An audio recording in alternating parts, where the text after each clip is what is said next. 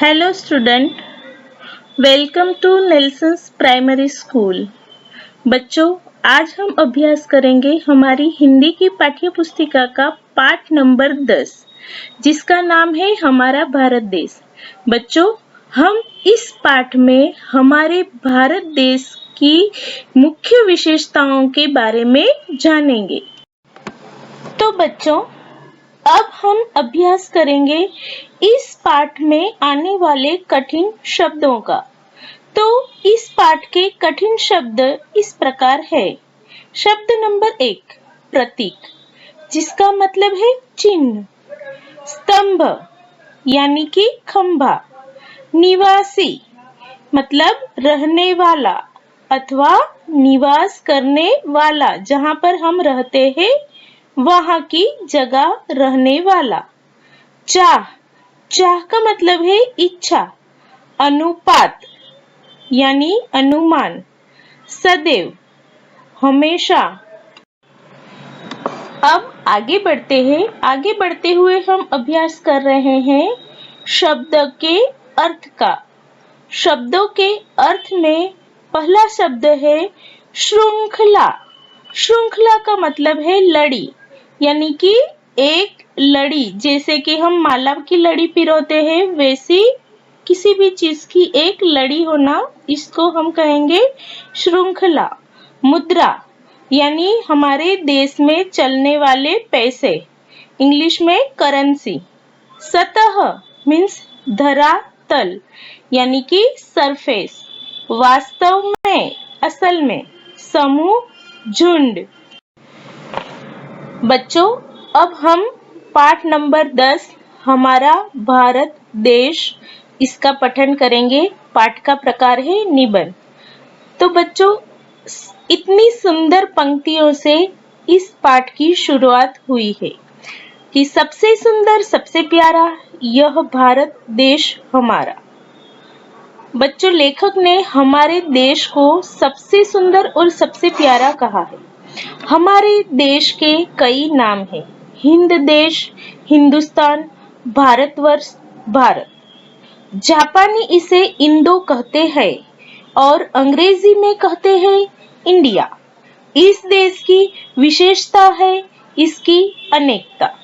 यहाँ अनेक प्रकार के लोग रहते हैं। अनेक वेश, अनेक प्रकार के हैं।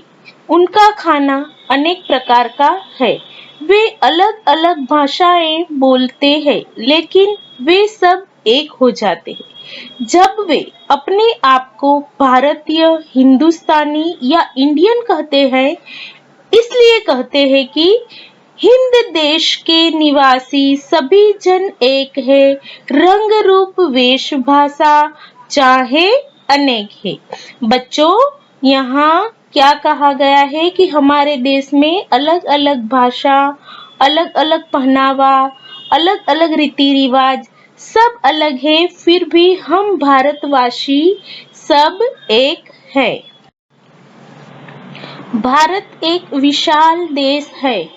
इसके उत्तर में है हिमालय की पर्वत श्रृंखला और इसके 3 ओर है सागर। दक्षिण में हिंद महासागर है। दक्षिण पूर्व में बंगाल की खाड़ी और दक्षिण पश्चिम में अरब सागर है। बच्चों, यहाँ लेखक क्या कहते हैं कि भारत एक कैसा देश है? विशाल देश है और इसकी चारों ओर विविध विविध चीजें हैं। क्या है बच्चों? हिमालय पर्वत, हिंद महासागर और बंगाल की खाड़ी।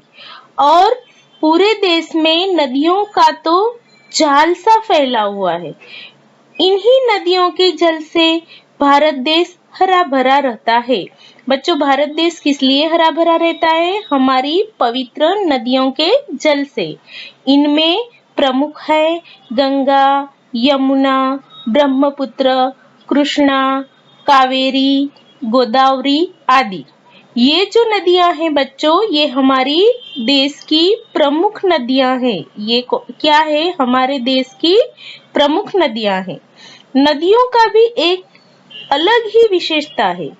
वह यह कि ये अलग-अलग नामों से बहती है लेकिन अंत में सभी सागर में मिलकर एक हो जाती है।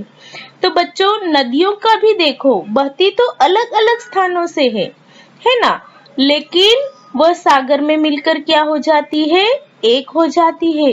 वे सागर ही बन जाती है। अनेक और एक का संबंध गंगा, यमुना, ब्रह्मपुत्र, कृष्णा, कावेरी जाकर मिल गई सागर में, हुई सब एक है।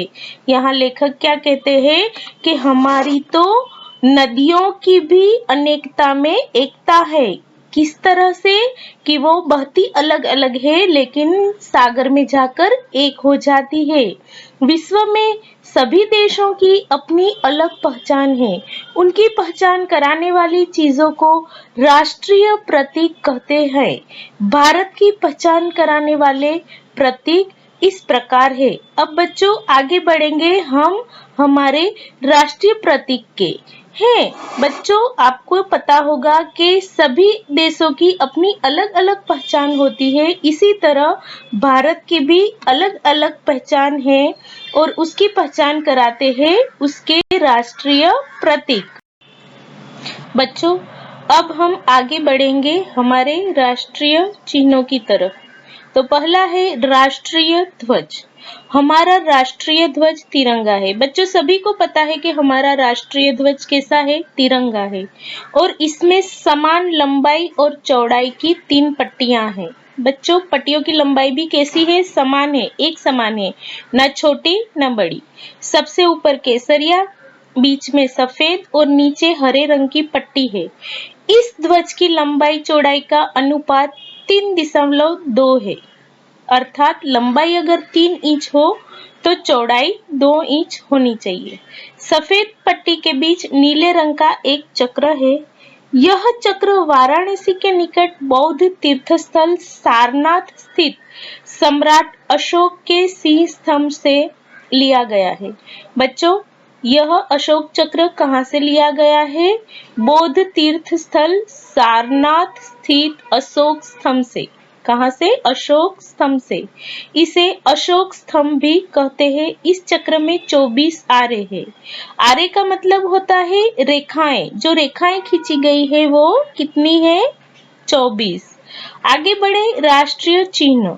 इसे हमारे देश की मुद्रा, नोट और सिक्कों पर, सरकारी मोहरों, सरकारी कागजों तथा अनेक अन्य स्थानों पर देखते हैं। बच्चों हर सरकारी जगहों पर हम क्या देखेंगे? हमारी देश की यह मुद्रा। इस चिन्ह में 3 सिंह एक दूसरे से पीठ मिलाए खड़े दिखाई देते हैं। वास्तव में यह अलग-अलग दिशाओं में मुंह किए 4 सिंहों का समूह है। इसे भी सारनाथ स्थित अशोक स्तंभ से लिया गया है। इसे कहाँ से लिया गया है बच्चों? अशोक स्तंभ से। और कितने सिंह हैं? 3 सिंह हैं और तीनों अलग-अलग दिशाओं में मुंह लगाए खड़े हैं। सिंहों के पैरों के नीचे एक चक्राकार है जिसके बीचों बीच धर्म चक्र बना हुआ है। अनेक उसकी दाहिनी ओर एक बैल तथा बाईं ओर एक घोड़ा बना है। उस चक्र के नीचे लिखा है सत्यमेव जयते। बच्चों हमारा जो राष्ट्रीय चिन्ह है उस मुद्रा के नीचे एक धर्म चक्र है, उसके ऊपर लिखा है सत्यमेव जयते, जिसका अर्थ है सत्य की ही विजय होती है। तो बच्चों आपको तो ये पता ही होगा कि हमेशा सत्य की ही विजय होती है। यह चिन्ह भारत का अत्यंत सम्मानित चिन्ह है। इसी चिन्ह के धर्म चक्र को राष्ट्रीय ध्वज के मध्य में रखा गया है। इसमें 24 आरे हैं। मैंने आपको पहले बताया ना बच्चों कि जो रेखाएं हैं, जो आरे हैं वो कितने हैं? 24। आगे बढ़ेंगे कमल। सरोवर के कीचड़ और पानी से ऊपर उठकर जल की सतह पर खिलने वाला पुष्प कमल हमारा राष्ट्रीय पुष्प है। हमारा राष्ट्रीय पुष्प है कमल, है ना बच्चों? अब आपको सही से याद रखना है कि हमारा राष्ट्रीय पुष्प है कमल। बच्चों शक्ति और सुंदरता का प्रतीक बाघ हमारा राष्ट्रीय पशु है। और पक्षियों में सबसे सुंदर मोर हमारा राष्ट्रीय पक्षी है। एक अन्य सुंदर जीव गंगा डॉल्फिन को हाल ही में वर्ष 2009 में भारत का राष्ट्रीय जल पशु घोषित किया गया है। तो बच्चों, वैसे भी हमारे देश में तो शक्ति की देवियों को भी पूजा जाता है, तो हमारे जो राष्ट्रीय चिन्ह है उसमें भी शक्ति और सुंदरता का प्रतीक बाघ हमारा राष्ट्रीय पशु घोषित किया गया है। आपको तो पता ही होगा कि बाघ जो है वो कितना शक्तिशाली होता है। वैसे ही गंगा डॉल्फिन है, मोर है, वे सभी हमारे राष्ट्रीय पक्षी और राष्ट्रीय जल पशु है। जल पशु का मतलब है पानी में रहने वाला पशु। तो सभी भारतवासियों को अपने इन राष्ट्रीय प्रतीकों पर गर्व है। हमें सदैव इनका सम्मान करना चाहिए। बच्चों, हमें हमारे राष्ट्रीय चिन्हों का सम्मान करना चाहिए, उनको सम्मान पूर्वक रखना चाहिए।